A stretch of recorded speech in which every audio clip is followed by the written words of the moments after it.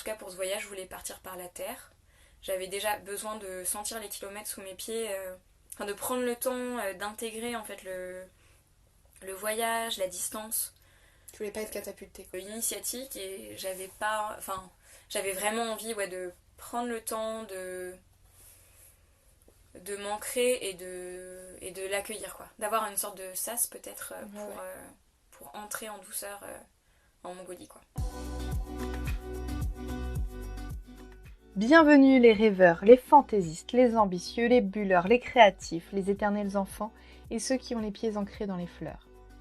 Je suis Maëlle Pencalette, rêveuse professionnelle et créatrice de ce podcast, Le parcours du rêveur. J'aime connaître l'envers du décor de toutes les histoires. J'aime m'inspirer de projets sublimes et tarés. J'aime savoir comment une idée s'est concrétisée. Je souhaite créer une immense constellation de rêveurs qui passent à l'action. Je vous invite à nous concentrer sur l'essentiel en rêvant. Emma est la plus grande aventurière que je connaisse. Elle est partie seule, en stop, de France vers la Mongolie. Elle a exploré la steppe en marchant avec son sac à dos et sa tante comme compagnons de route pendant plusieurs mois. Je vous invite à découvrir cet épisode teinté d'humour et d'intensité.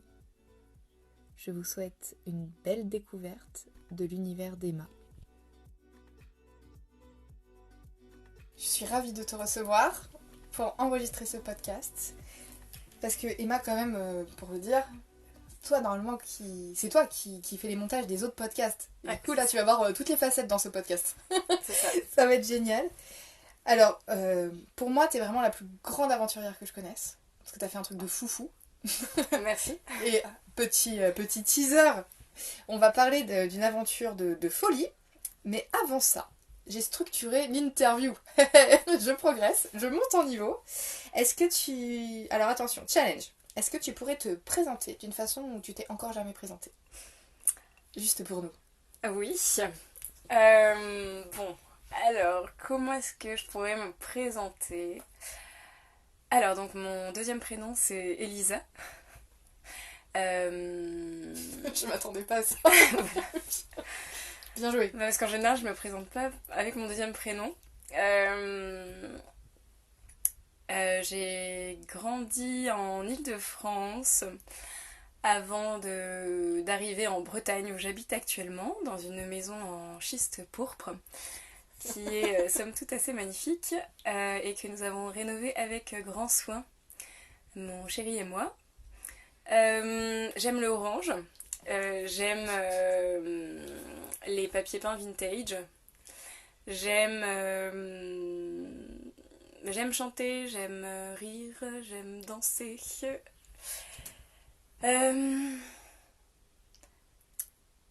Voilà, j'ai 3 enfants. Moi, je peux le dire. Bon, c'est un truc que je pourrais dire quand même dans une bien joué, déjà ta première partie de présentation. Je crois que maintenant tu peux repartir en plus classique si tu veux. Bravo. Je savais pas les omettre. Bah oui, mais en tout cas, j'étais pas au courant pour le papier peint en vintage. C'est vrai? Non, je savais pas. Ah, ça a été un gros drame pour moi de les enlever de la maison.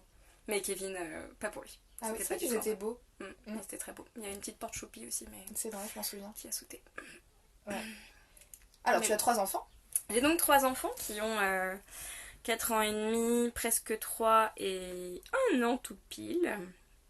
1 an et 2 jours. Et voilà. Je crée mon activité professionnelle toute nouvelle. Toute nouvelle. Qui n'a rien à voir avec l'ancienne, puisque j'étais professeur des écoles et que je ne suis plus du tout professeur des écoles et que je ne veux plus du tout être professeur des écoles. Voilà. Voilà. C'est pas mal. Merci. Écoute, Emma. Voilà. Bon. C'est très bien. Non, ça pose le cadre. On imagine. Ça se trouve, les gens ils t'imaginent d'une autre taille, avec d'autres couleurs de cheveux. C'est la magie des podcasts. Oui. Ils sont en train de t'imaginer. Je suis donc. Sauf s'ils ont vu le visuel qu'on a fait du podcast. Ah oui, ouais, c'est possible. Alors, quelle est ta définition du rêve, Emma? Parce que là, on est sur le parcours du rêveur et j'ai réalisé que pour chaque personne, ça pouvait être différent. Repartons à la base, qui est la définition du rêve. Alors, pour moi, un rêve, c'est quelque chose qui me met des paillettes dans les yeux quand j'y pense. Enfin voilà, un projet ou enfin une destination, enfin peu importe, mais qui vraiment crée un élan en moi et qui me fait vibrer dans mon corps et qui a, enfin ouais, je sais pas, il y a un élan du cœur quoi qui se fait. Il y a aussi l'idée que pour atteindre un rêve, il y a une sorte de chemin pour le réaliser. Ça dépend des rêves, mais il y en a plus ou moins initiatiques et plus ou moins périlleux et ouais, aventureux. Mais il y a cette idée-là en tout cas. Et le rêve pour moi, enfin mes rêves, je dirais qu'ils me motivent, ils me boostent pour aussi... Enfin voilà, ils créent une énergie qui peut m'emmener et m'accompagner à sortir de ma zone de confort. Donc très stimulant pour toi Ouais. les rêves. T'es loin des gens qui se disent qu'ils vont fuir dans les rêves alors. Ouais. Ouais. Toi, tu passes à l'action. Ouais, je suis pas trop du genre à buller, quoi. Ouais. Moi. Bon, chacun ses délires, hein. Non, je suis pas du genre... Je suis pas une personne qu'on pourrait dire dans la lune. Voilà. C'est pas trop des mots que les autres utilisent pour me qualifier. D'accord. Côté concret, quand même. Oui, je vois bien. Mais je trouve qu'il y a de l'humour, toi, dans ta façon d'amener les rêves. Ouais. Je trouve qu'il y a un truc limite ça pourrait te faire rire. Ou comme si tu t'allais te lancer, si tu le racontes, ça pourrait être le début d'une blague. On va parler d'un rêve après. mais moi, en tout cas, quand je connais certains de tes rêves que tu as pu concrétiser, j'ai l'impression que parfois c'est le début d'une blague. Ah ouais. Ou après, c'est peut-être dans ta façon de le raconter. Mais je trouve qu'il y a toujours ce petit regard un peu humoristique qu'il peut y avoir sur ce que tu es en train de vivre. Ouais, ok. Je suis obligée de parler d'une anecdote dès maintenant. C'est pas prévu, c'est un pro là. Avec Emma, on se connaît depuis 14 ans. Et une fois, elle était partie toute seule en Italie, en haut d'une montagne. Je sais même pas si elle était en tongs ou je sais pas quoi. Ah non, j'avais pas des tongs. T'avais quand pas même. des tongs. J'avais pas poussé jusque Des sandales. Peut-être des sandales. T'avais des sandales. Oui. Bref, toute seule en haut d'une montagne. À ce moment-là, j'étais directrice de centre de loisirs. Heureusement que j'étais directrice de centre de loisirs à ce moment-là parce que j'étais avec mon téléphone et non pas animatrice. Et tu m'appelles pour me dire c'est la merde là. Je sais pas comment je vais faire pour redescendre. Et donc tu m'appelles moi qui suis à des milliers de kilomètres. Je parle pas. Et donc j'ai essayé de comprendre à peu près où t'étais, je savais pas trop. Et du coup je trouvais que c'était ça avec du recul. Heureusement tout s'est bien passé pour toi, t'étais en bonne santé. J'ai réussi à redescendre. Mais avec du recul on pourrait voir ce moment-là comme une grosse blague. Oui, tout à fait. Ouais. Peut-être qu'on en reparlera, je ne sais pas, mais c'était pour illustrer mon propos de pourquoi je disais ça. Et il y a un côté qui me rappelle le podcast qu'on a enregistré ensemble, où c'est moi qui t'interviewe, avec le côté un peu inconscience, quoi. Ah oui. Enfin, entre l'innocence et l'inconscience, quand même. Enfin, là... Bon, et puis d'autres trucs dans ma vie, mais je veux dire, ce moment-là où j'étais partie dans la montagne, c'était n'importe quoi. Mais peut-être que t'étais quand même à ce moment-là, tout comme le grand sujet dont on va parler aujourd'hui, dans la partie un peu concrétiser son rêve, mais en mode rêve initiatique. Oui. Tu sais, le moment en Italie, en haut de la montagne, tu vois, peut-être parfois ces moments de naïveté et d'inconscience, ça amène ce côté initiatique.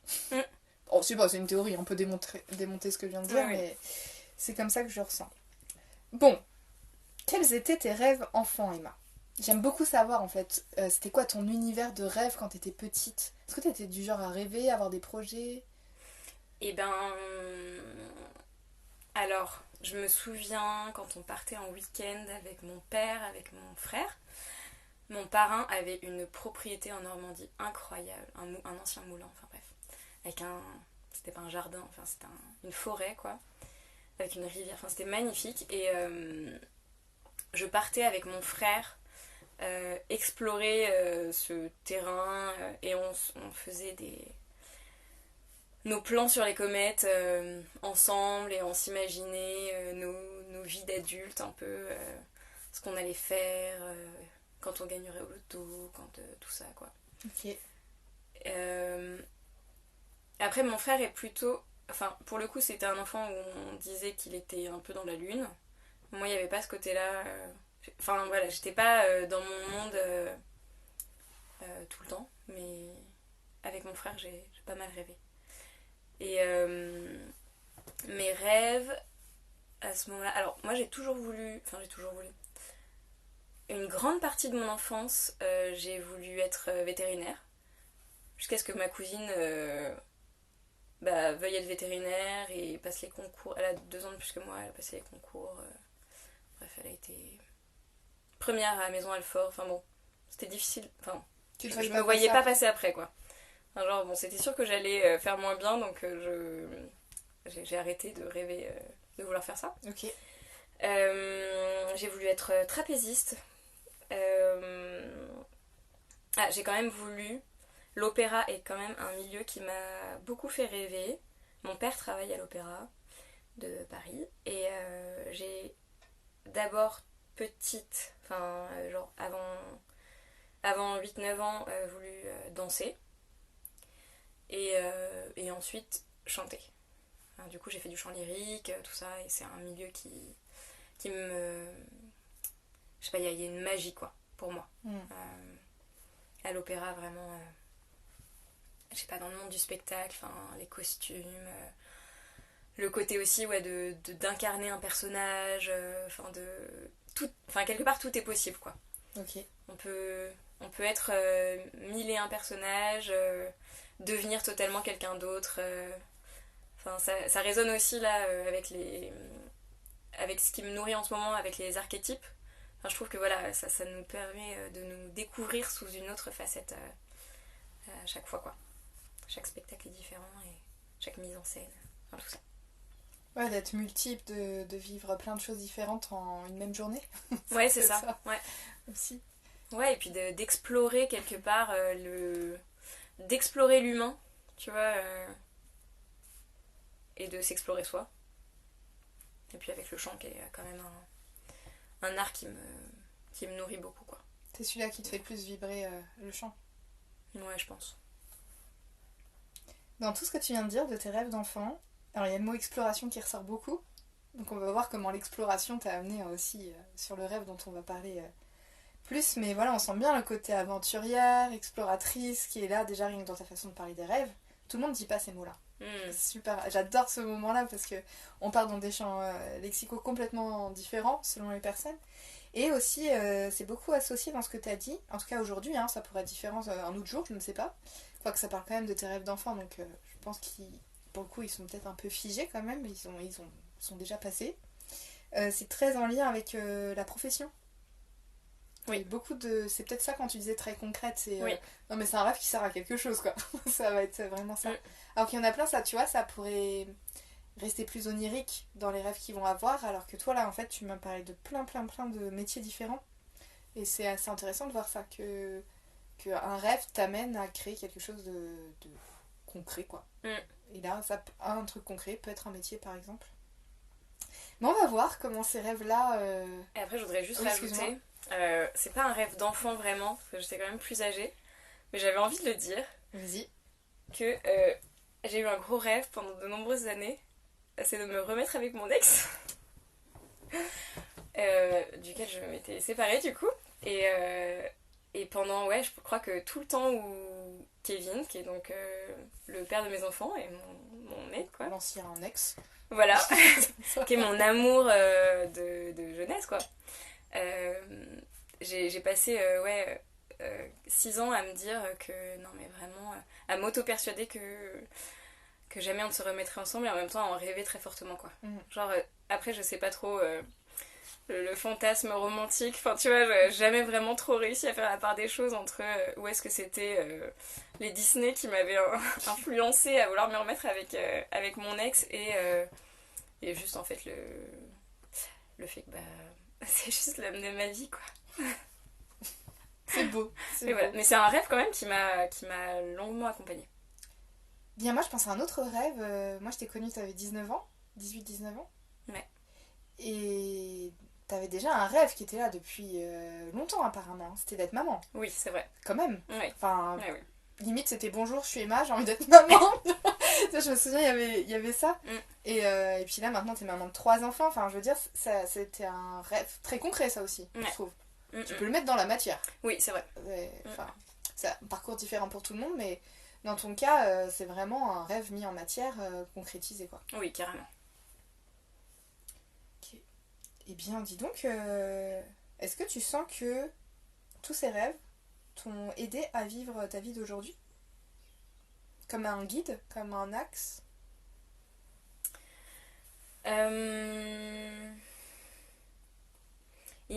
En tout cas, ils m'ont amené, je pense, à prendre des directions et à faire des choix à certains moments de ma vie et ils m'ont porté et ils m'ont amené des expériences qui font celle que je suis aujourd'hui, quoi. Très bien.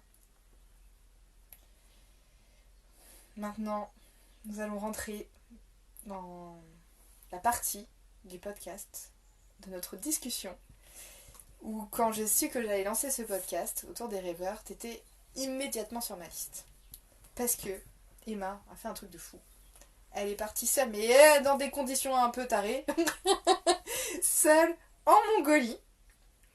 J'aimerais beaucoup que tu puisses nous raconter comment tu vis aujourd'hui, en fait.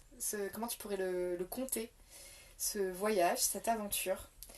Voilà, des petits trucs comme ça. Bah, elle n'y est pas allée en avion, elle y est allée en stop. Elle faisait du stop avec des camionneurs, elle faisait du stop avec plein de personnes. Enfin, ça, c'était de mon regard. Et je me suis dit, waouh, nu et culotté à côté. Et ils sont... C'est tout petit, c'est tout petit. Emma, elle a fait des trucs comme ça. Donc, Emma, est-ce que tu aimerais bien nous parler de ce voyage seul en Mongolie? Voilà, par où t'aurais envie... Quel bout t'as envie de prendre pour raconter cette histoire?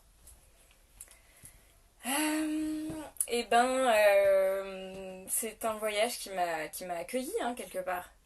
Je ne m'y attendais point du tout. Et il est arrivé, il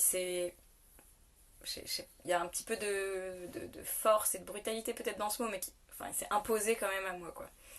Il y a ce truc où je ne pouvais plus, c'était genre ouais, le menhir au milieu de mon chemin et je ne pouvais pas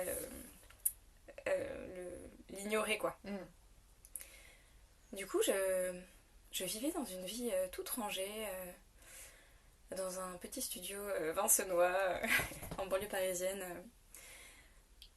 dans ma petite vie de prof des écoles. Enfin oui, tout était bien rangé dans ma vie, quand tout à coup, tout m'a semblé être une mascarade, comme si j'avais moi-même monté les décors de ma vie, mais que ce n'était pas ma vie, que j'étais en train de vivre, un truc comme ça. T'avais quel âge à ce moment-là? Du coup, c'était en 2013, donc j'avais 24 ans. Et là, du coup, ça s'est un peu effondré, quoi. Enfin, c'est comme si le rideau était tombé. Et je sais pas, ouais, je me suis rendu compte, quoi. Et je me suis dit, mais ça ne me convient pas, en fait, la vie que je suis en train de vivre. Je me persuade que c'est ma vie, mais c'est pas ça que je veux, quoi. Et du coup, j'ai eu plusieurs petits pas. Donc, je suis partie en Italie, je suis montée dans une montagne, n'importe quoi. Enfin, bref, non, je suis partie en Italie quand même, dans le village en fait de mes arrière-grands-parents. Enfin voilà. C'était un pèlerinage dans le pays de mes ancêtres. Donc, un voyage en lien avec tes racines, quoi. Ouais, voilà. Qui a été déjà un gros. Hyper puissant. Et quand je suis rentrée, je me suis mise à mi-temps en tant que prof des écoles. Et je crois qu'en septembre, je me suis dit que j'avais envie de partir à l'étranger une année, quoi, quelque chose comme ça. Et voilà, et le podcast est entré dans ma vie. Enfin, le podcast était déjà dans ma vie, mais j'adore les podcasts depuis longtemps. Et j'ai écouté un podcast des Racines du Ciel, qui est une émission qui passait sur France Culture avec Frédéric Lenoir et Leïli Anvar, qui est passionnante, autour de la spiritualité. Enfin, c'est vraiment... J'adorais cette émission. Oui, c'est très beau. Et ils ont fait une émission sur une nana, Corinne Sombrin, qui est partie en Mongolie pour faire un reportage journalistique et qui en fait est partie en transe alors qu'elle était avec une chamane mongole. Moi, je l'écoutais parce que le chamanisme m'intéressait. Et en fait, à la fin de l'épisode, le chamanisme... Enfin, j'avais trouvé ça intéressant, hein, tout son témoignage, mais surtout à la fin de l'épisode où elle décrivait tout son quotidien et tous ses rituels d'ancrage. Enfin, vraiment, en fait, ouais, le quotidien très ancré dans le peuple d'éleveurs de rennes où elle suivait l'enseignement chamanique, les Tsahatan. Je me suis dit, mais enfin, je ne sais pas comment je n'y ai pas pensé plus tôt, je dois aller en Mongolie, quoi. Enfin, c'était, je sais pas comment dire, il y avait, c'est vraiment cette idée de... Mais enfin, c'était tellement gros, comment je ne l'ai pas vu avant, quoi. Il y avait un truc où c'était une évidence, et en même temps, enfin, ça correspondait d'un point de vue rationnel à ce que j'avais envie d'expérimenter, c'est-à-dire changer de culture, changer de langue, enfin vraiment prendre du recul sur mon mode de vie, ma culture, même le capitalisme, même mon alimentation, enfin sur plein de choses j'avais besoin de vraiment prendre du recul et je pense que la distance, le fait que ce soit une langue qui soit pas du tout latine, pas du tout proche de la nôtre, ça jouait aussi, mais surtout c'était un immense oui du cœur quoi. Enfin il y avait un appel en moi qui était incroyable. Je dirais que ce qui m'a vraiment amené à aller en Mongolie, c'est un truc complètement irrationnel quoi. Enfin, même si voilà les grandes étendues, le nomadisme, le contact avec la nature, tout ça, c'était cohérent, mais ça aurait pu complètement être finalement incohérent. Je crois que j'y serais allée quand même. C'était inexplicable. Oui. Et un appel, quoi. Ouais, vraiment un appel. Comme le début d'une évidence. Et c'était aussi le moment où peut-être l'écologie commençait à prendre un peu plus de place dans ton quotidien. Ouais, je pense que ça a dû coïncider. Enfin, l'écologie, c'est quelque chose qui me touche depuis que je suis enfant et qui s'était pas forcément manifesté pendant ma période vente privée. Où je pense que j'ai eu un impact carbone pas trop proche de zéro en tout cas. Et ouais, là c'est un moment en fait où je me suis retrouvée célibataire. Et je pense que j'avais jamais vraiment expérimenté ça. Donc j'étais toute seule dans mon studio, j'avais largué mon mec, et j'avais un peu comme cette nouvelle prise de conscience que je voulais une autre vie. Et du coup, c'est comme si j'avais les rênes, quoi. Et j'ai mis dans ma vie ce que j'avais envie de mettre dans ma vie, ce qui me nourrissait, quoi. Oui. Ça s'est fait. Alors là, il y a ce déclic, t'entends cet appel pour la Mongolie. Et comment s'est mis en place ce voyage? T'es partie genre le lendemain, t'es partie ou...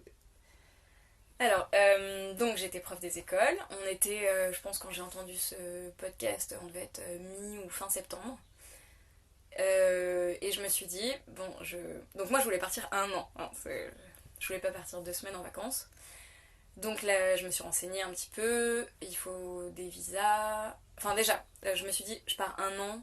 Je prends le temps de finir mon année scolaire. Et je partirai l'année prochaine. Ouais.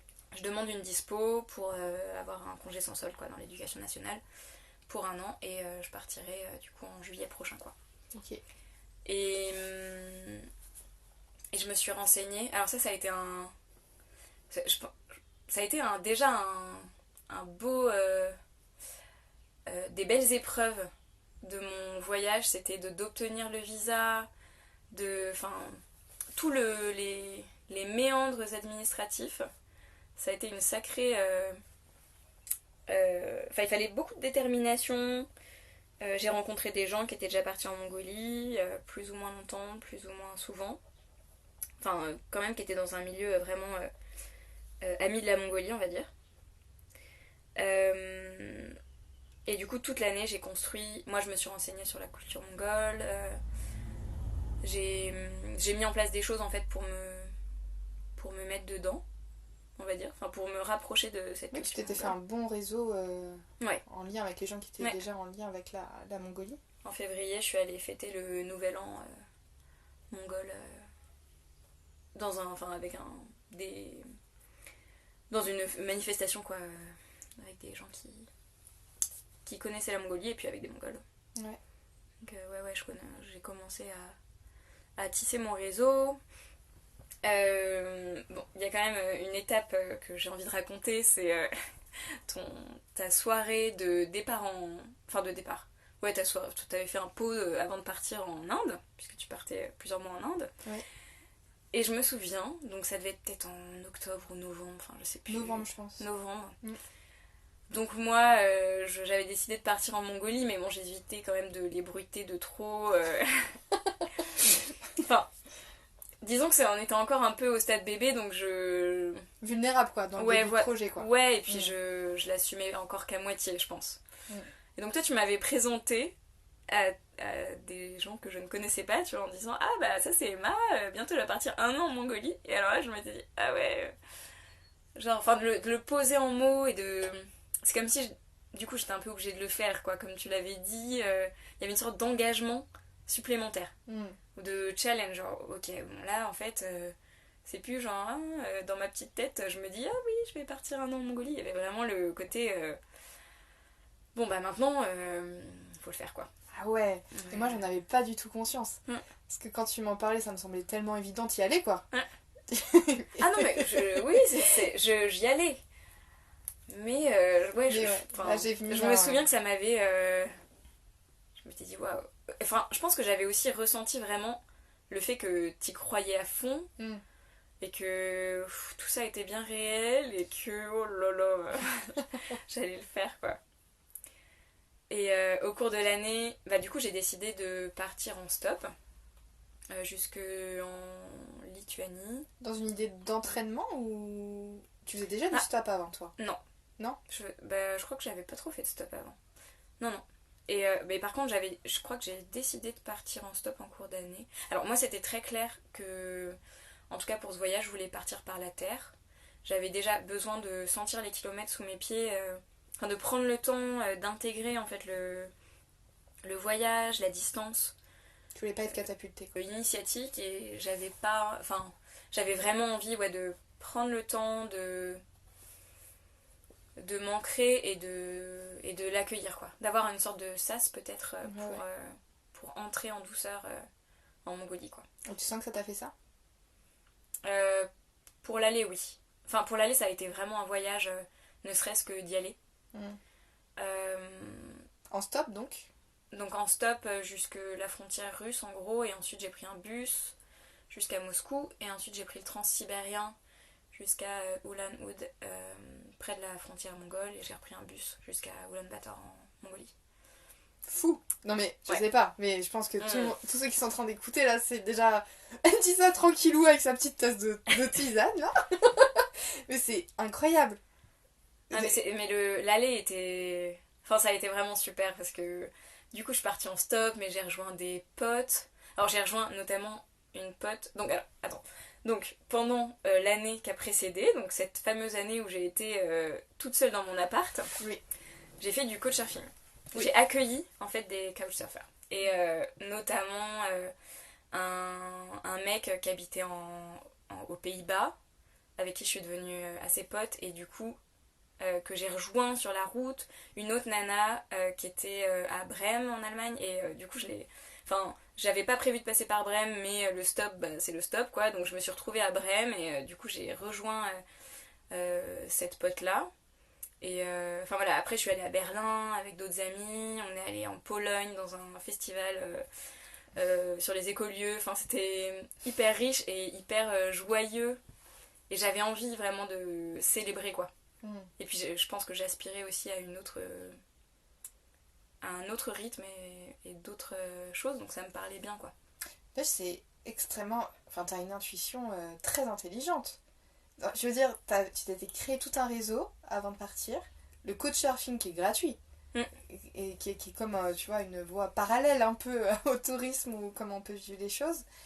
Le stop, ça t'a rien coûté de faire ça. Et t'étais pleinement dans les rencontres. Et d'une rencontre d'avant, ça te permet de te mettre un port d'attache dans un autre pays que tu connais pas forcément, pour cet endroit qui était complètement en sortie de zone de confort, de faire du stop. Enfin, moi par exemple, c'est quelque chose, je me sens pas, quoi. Je peux prendre des gens en stop, encore pas tous, tu vois, faut vraiment que je sente. Mais toi, alors là, c'est les gars, je suis ouverte à la vie là. Ah, mais moi, C'est parti, c'est parti. J'ai découvert le stop du coup cette année-là parce que j'en avais jamais vraiment fait avant. Ouais. J'en avais jamais fait, je pense, avant. Et bon, bah, comme j'avais décidé de partir en stop, fallait quand même que je le. Enfin, je me suis dit quand même que j'allais le tester un peu avant. Ouais, tu pratiques. Du coup, ouais, je l'ai pas mal pratiqué. Je suis allée du coup en Hollande voir le coach surfer qui était venu chez moi. Je suis allée chez lui.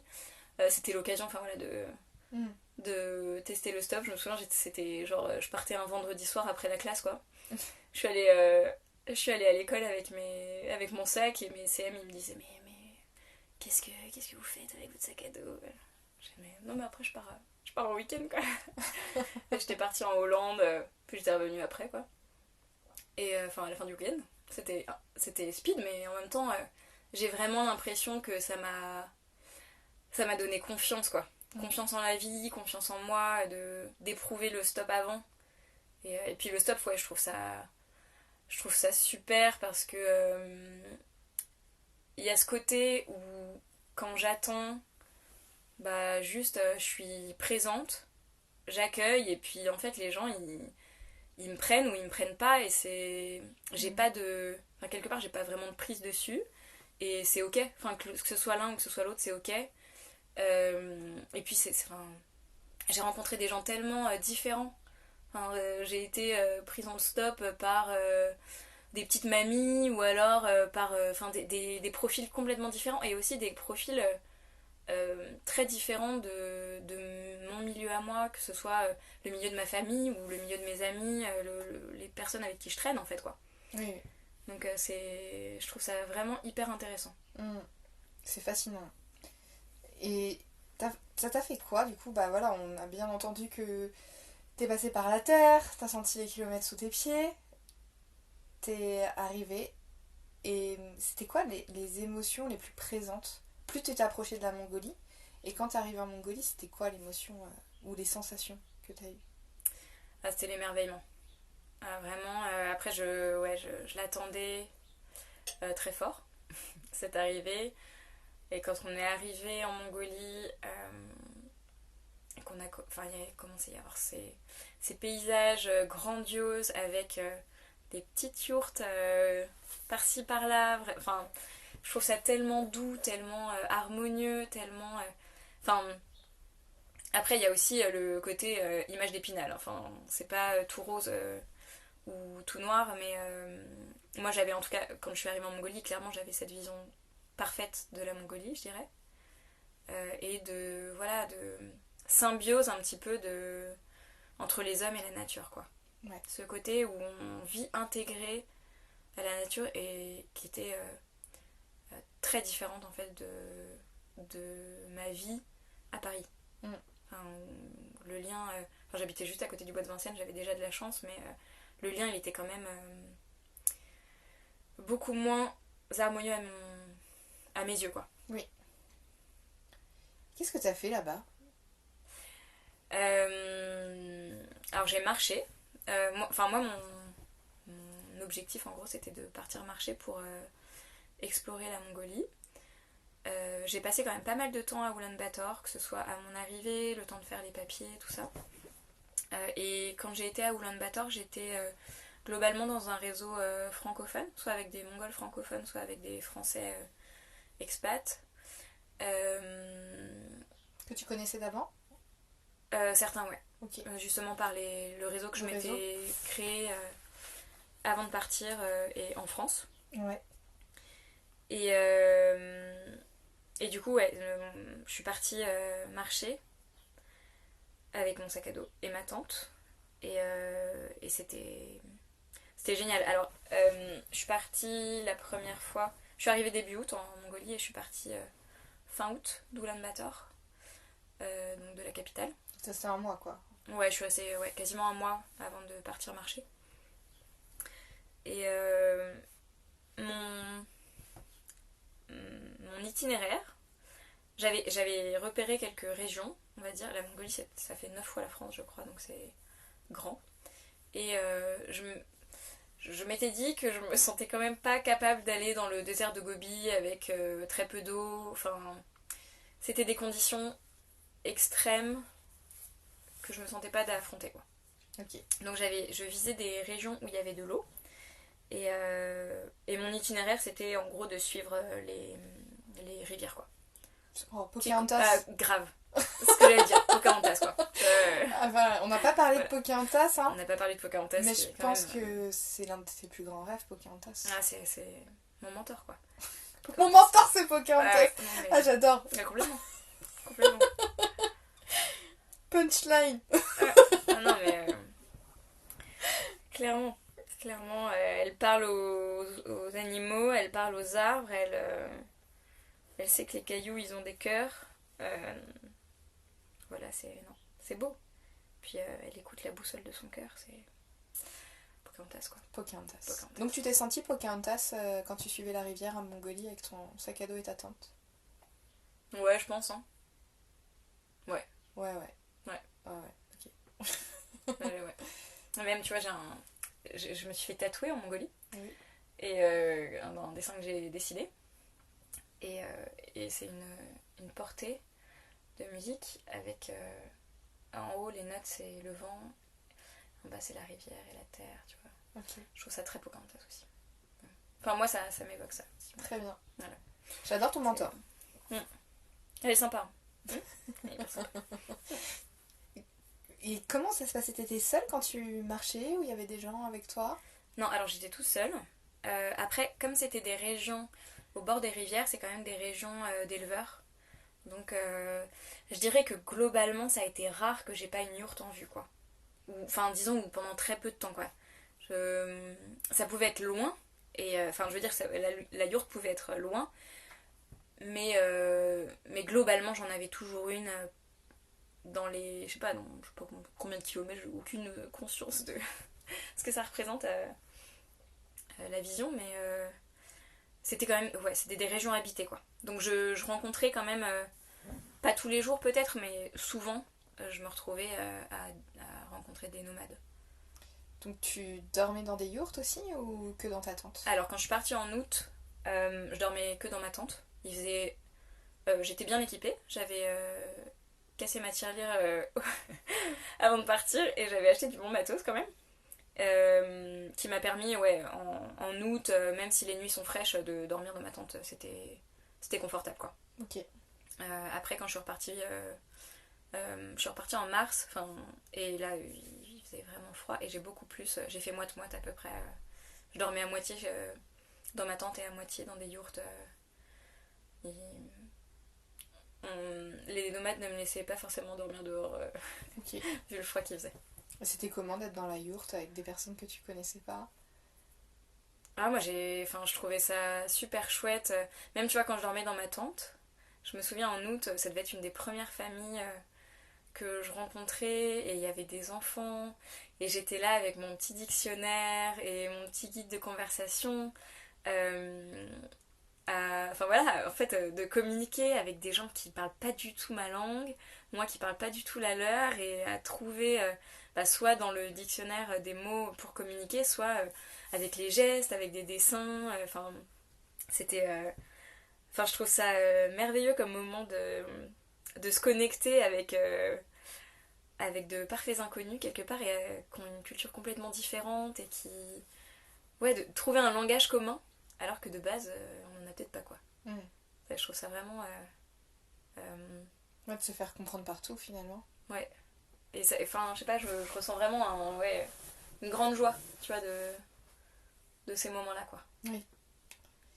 Oui, comme moi, quand c'était par la danse, où je parlais pas du tout la langue et j'arrivais à apprendre leur danse, quoi. Donc oui, on arrive à trouver les astuces, hein, je pense, à ce moment-là. Ouais. C'est pas le plus grand frein, quoi. Ouais, c'est ça, il y a une sorte de lien de cœur à cœur, quoi. Comme si on s'ouvrait plus, peut-être pas plus, mais je trouve ça magnifique, cette envie de partager, quoi. Et même dans le transsibérien, j'avais un Ukrainien qui était à côté de moi, donc pareil, on parlait pas du tout la même langue, quoi. Et on avait communiqué, on s'était fait des dessins, mais c'était trop chouette, en fait, de voir comment on pouvait essayer de rentrer en communication, alors que c'était pas facile en fait. Enfin, oui, c'est pas le même alphabet, c'est ouais. pas... Effectivement. Du coup, t'as marché combien de temps? Je sais plus. Parce que tu parles d'août, après mars, que t'as fait quoi pendant En fait, je suis l'hiver? partie plusieurs fois. J'ai finalement... Enfin, c'est pas ce que j'avais Quand projeté. tu dis partie, tu restais en Mongolie, parce qu'on pourrait croire Ah oui, que oui, tu non, retournais... non, non. Non, tu es Non, resté non, là-bas. mais par contre, je revenais à Ulaanbaatar finalement. Ce que j'avais pas projeté à la base. Au début, je m'étais dit, je vais partir... genre, je pars fin août et puis je reviens plus, quoi. Enfin, je reviens fin août suivant pour revenir en France, quoi, en gros. Ouais. Alors, ce que j'ai pas dit, c'est que on m'a refusé ma dispo. Enfin, l'Académie de Paris n'avait pas cette prof, donc ils m'ont dit que ils me donnaient pas ma disponibilité et que je pouvais pas partir. Donc du coup, j'ai démissionné. Donc je n'avais plus de deadline, je ne devais plus rentrer pour septembre suivant pour la rentrée, puisque je n'avais plus de boulot. Donc ça, c'était quand même... Énorme. Ah ouais, voilà. Ouais. C'est-à-dire ton rêve était plus important que le travail que t'avais construit depuis plusieurs années avec tes études, tout ça. Ouais. Bah, en fait, ils m'ont répondu genre 3 semaines avant que Enfin, j'avais mon billet, j'avais tout, quoi. Ils m'ont répondu 3 semaines avant que je parte que c'était mort. Enfin, qu'ils me donnaient pas mes dispos. Enfin, c'était juste hors de question, quoi. C'était soit tu partais un mois, soit tu démissionnais, quoi. Ouais. En gros, j'avais mes vacances d'été, quoi. Oui. Et ils m'ont dit retentez plus tard, quoi. Non, pas possible. Non. J'ai T'as l'impression d'avoir un peu tenu mon année aussi parce que j'avais mon projet, quoi. Ouais. Je me sentais en dissonance aussi avec l'éducation nationale. Enfin, c'était difficile pour moi de proposer ce que j'aime, enfin, ce qui vibrait pour moi dans l'éducation nationale. Et je crois que ouais, ce projet-là, il me permettait de tenir parce que je savais que je partais à la fin de l'année et pour un an. Donc là, en fait, je trouve que la vie, elle est merveilleusement bien faite. C'est-à-dire que si on m'avait dit tu n'auras pas ta dispo au moment où j'ai écouté le podcast et où je me suis dit je vais partir en Mongolie, je crois que j'aurais abandonné le projet. Ouais. Parce que c'était trop gros pour moi. Ouais. Bon là, 3 semaines avant de partir, alors que je venais de passer 9 mois à mûrir mon projet et à le ficeler, à tout faire pour partir en fait. Rien ne pouvait m'empêcher de partir. Ok. Vraiment là, je crois que même si j'avais appris que j'étais gravement malade, je crois que je serais partie quand même, quoi. Enfin, je serais peut-être partie moins longtemps, enfin j'en sais rien, mais en tout cas je serais partie, quoi. Oui, t'étais déterminée. Là. Ouais, là je... Rien ne pouvait t'arrêter. Non, absolument. Là, je partais, quoi. Rien du tout. Une démission, ok, pas de problème. Non, mais c'est ça. non, mais encore une fois, tu vois, c'était vraiment progressif. Et au moment où, du coup la démission est tombée, le fait que je doive démissionner si je voulais pouvoir partir un an comme je l'avais prévu, c'était ok pour moi, quoi. J'étais prête. Donc tu retournais souvent à Ulaanbaatar. Voilà. Où j'avais du coup un réseau, une famille de cœur mongole que j'avais rencontré par l'intermédiaire d'un Français que j'avais rencontré en France. Dans ce réseau mongoloïde que j'avais rencontré en France. Et du coup, je revenais dans cette famille régulièrement. Je crois que ça m'a... Enfin, je sais pas comment dire. Ça m'a apporté une sécurité aussi affective, de me sentir inclus. Ça m'a permis aussi de partager des projets avec eux. Et Chouka, elle a une agence de voyage pour les francophones. Donc ça me permettait aussi d'œuvrer avec elle, en fait, et de peut-être me sentir utile d'une certaine façon. D'avoir l'impression qu'il y a un échange d'énergie, quoi. Ouais. J'étais pas juste là en train de consommer la Mongolie. Mais tu l'es dit, je m'investissais aussi, ouais. Et ouais.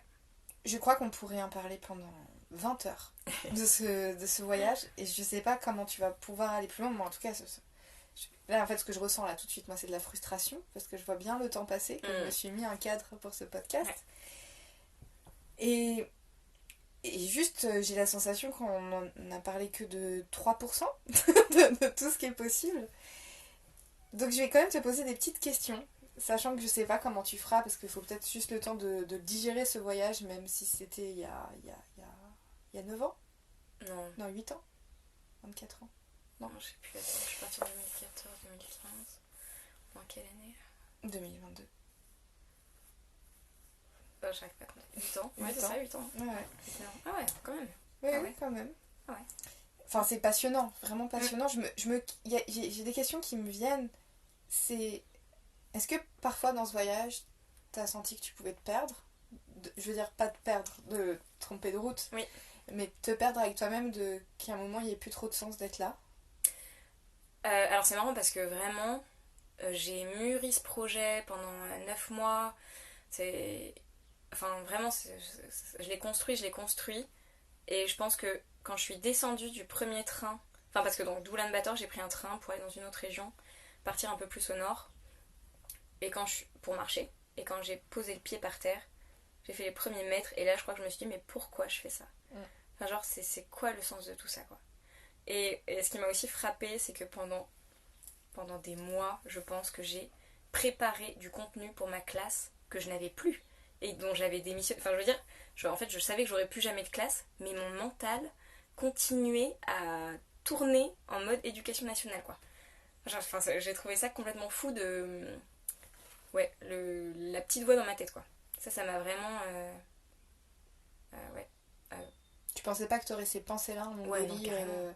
Enfin, genre, je pensais que j'allais juste kiffer et j'étais dans un endroit absolument incroyable.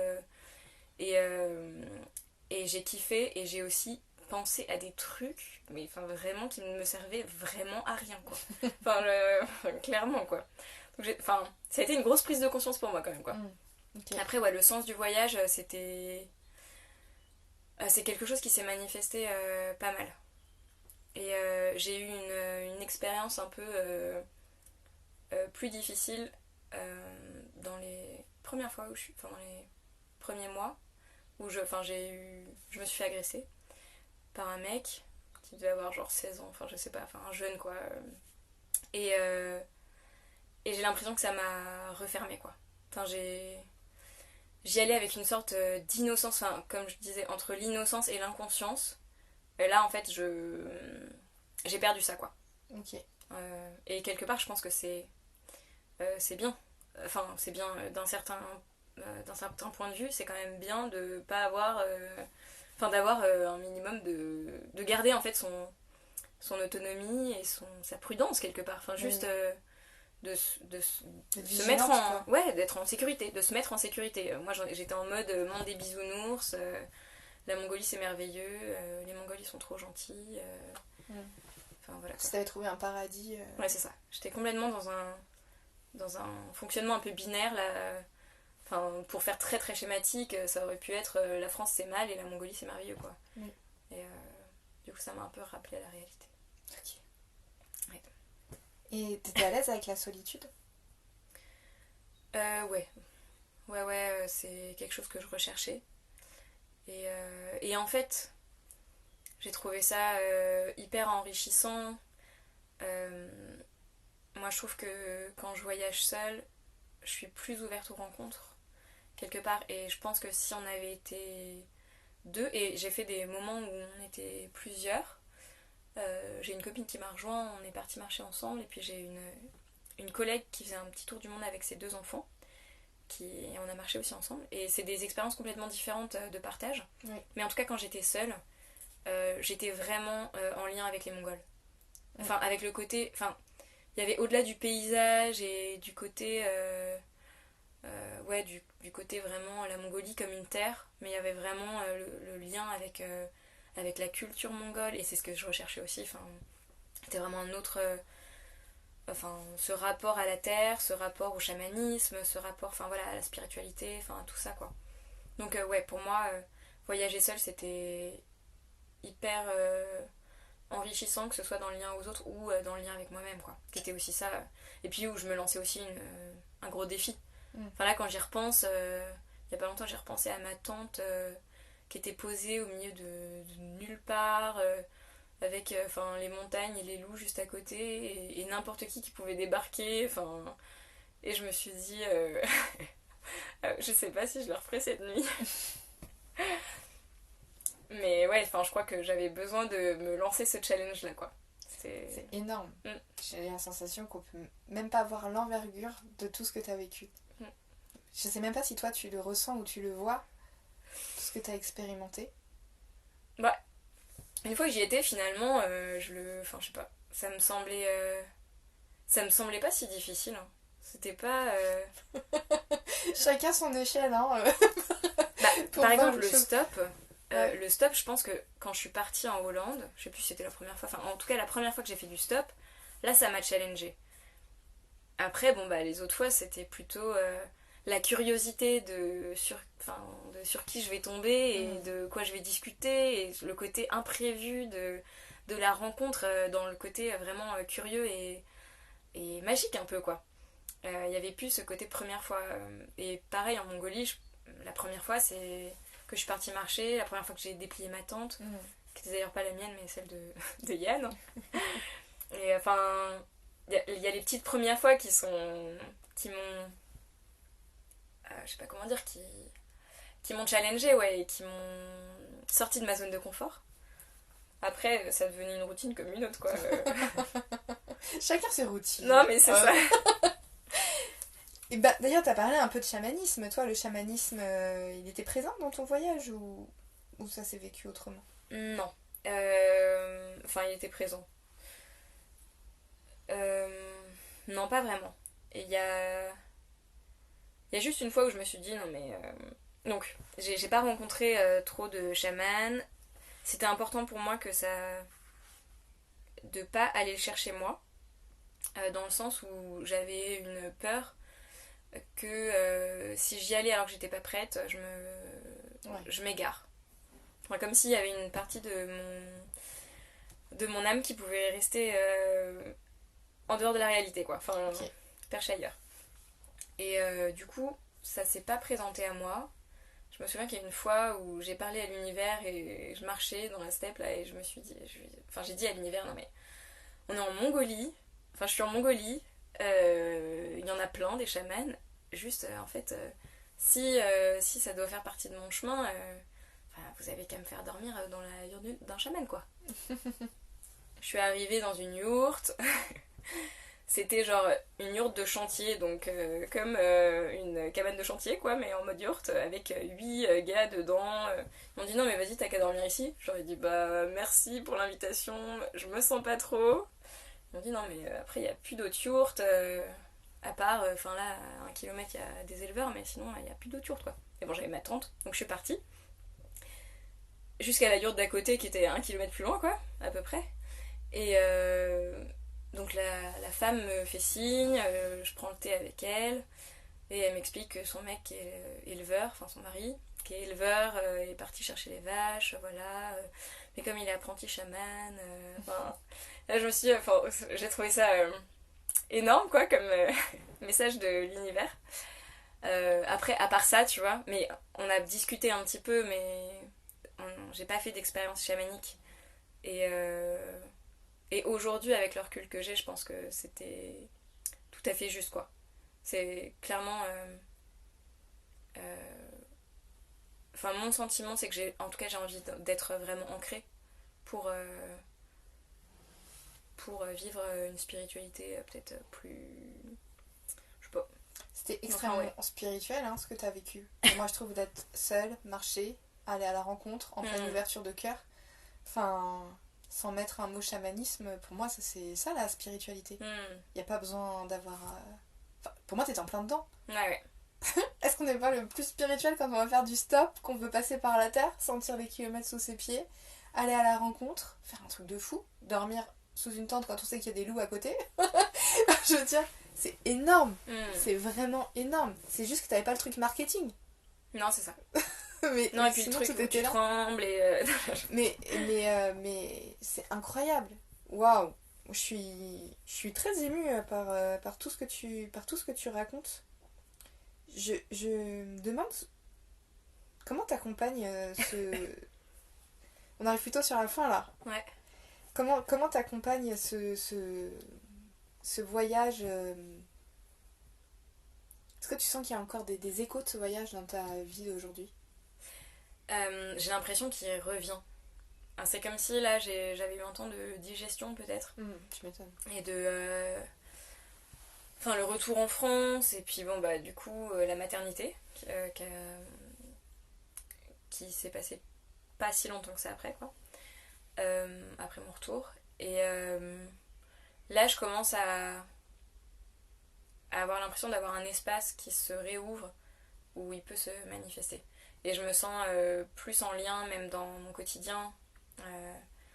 Enfin voilà, ça reconnecte en fait avec des choses que j'ai expérimentées, avec des rituels que j'ai pu avoir. Enfin voilà, c'est comme si ça réintégrait un peu des parties de mon voyage et des sensations et des paysages même, enfin voilà, qui me viennent et qui m'accompagnent plus quoi, maintenant.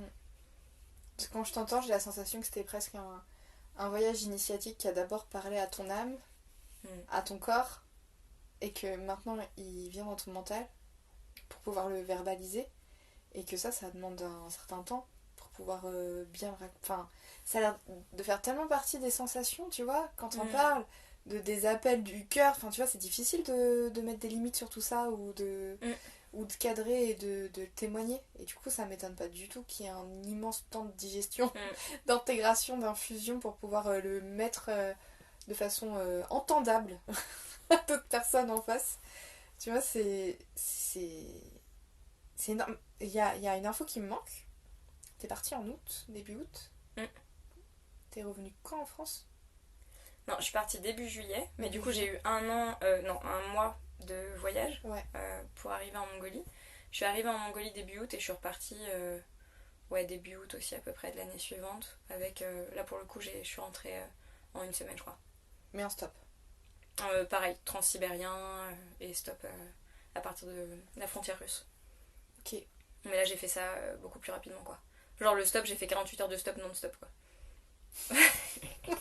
48 heures de stop non-stop. Emma déterminée extrême, non, pas du tout. Ça c'était quand même drôle parce que du coup j'ai fait du stop la nuit aussi. Et c'était pour passer Enfin j'étais en Pologne, donc je voulais rentrer en France. Et j'ai été prise en stop par 3 travailleurs qui étaient des pays de l'Est en gros.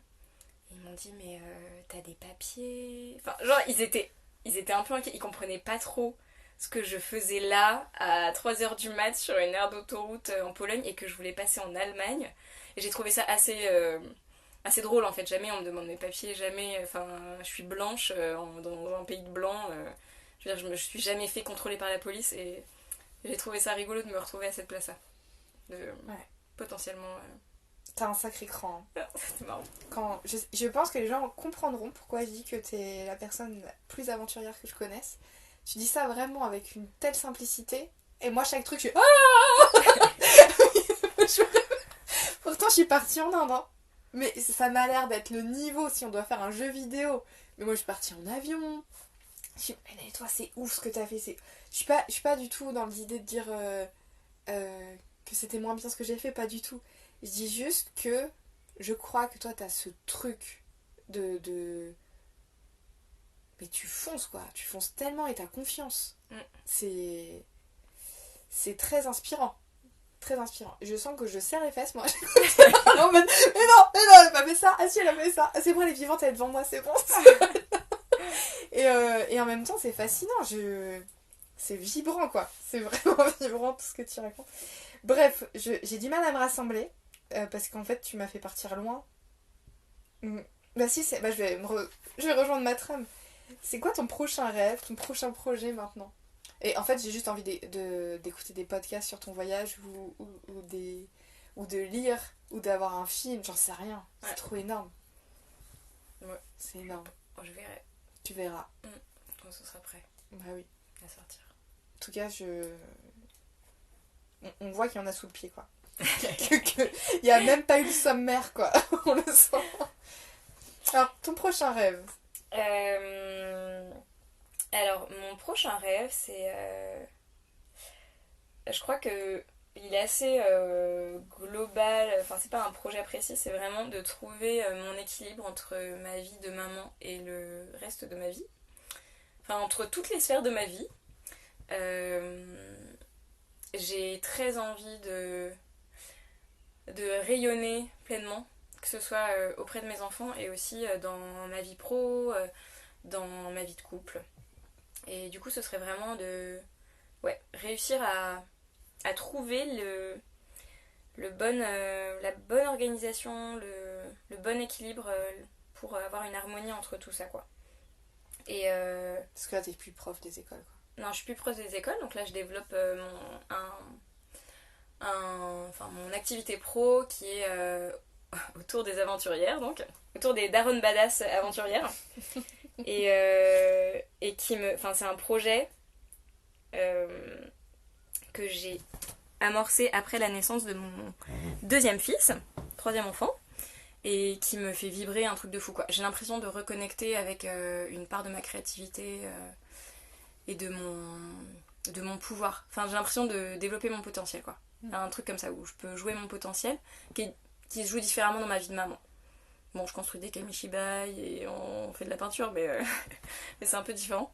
Que là, je sais pas comment dire, j'apprends, je me forme, je crée, C'est une aventure, quoi. Ah ouais, c'est grave une aventure, et puis c'est multidimensionnel, quoi. Enfin, ça touche à tellement de choses, et j'ai vraiment envie aujourd'hui, moi, de trouver cet équilibre qui me convient en m'affranchissant de ce qui convient aux autres, quelque part. Enfin voilà, de tout ce que je peux avoir comme croyance, comme étiquette, comme calque que j'ai pris à d'autres personnes pour vraiment, moi, m'aligner avec moi-même, développer mon insolence pour oser en fait être vraiment pleinement moi, et pour accompagner les autres daronnes badass à faire pareil, quoi, si elles en ont envie, bien sûr.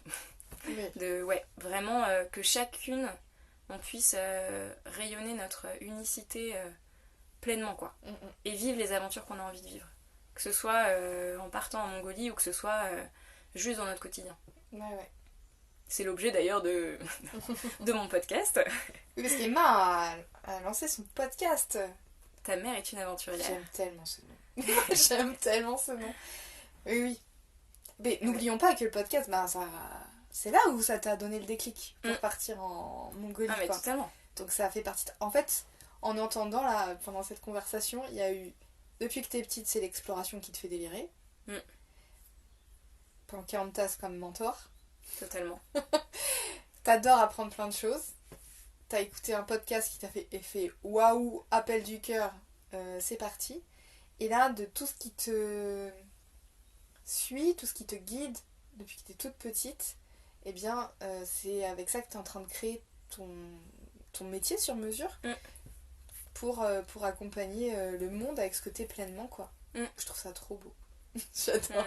Et le tout quand même, hein, ta mère est une aventurière, je sais pas, je pense qu'on le sent, quoi, le petit côté humour, quoi, le petit côté décalé, le petit côté allez on y va, on peut être maman avec la casquette qu'on veut, quoi. Et puis on peut changer de casquette autant qu'on veut. C'est ça. Ouais, c'est un sacré témoignage, hein.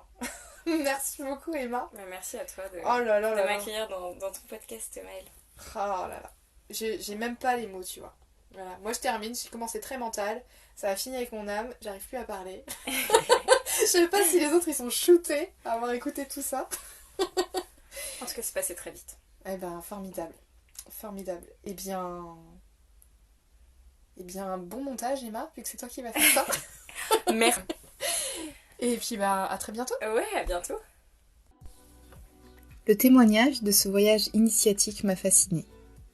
J'ai été impressionnée par la détermination d'Emma, par sa facilité à sortir de sa zone de confort.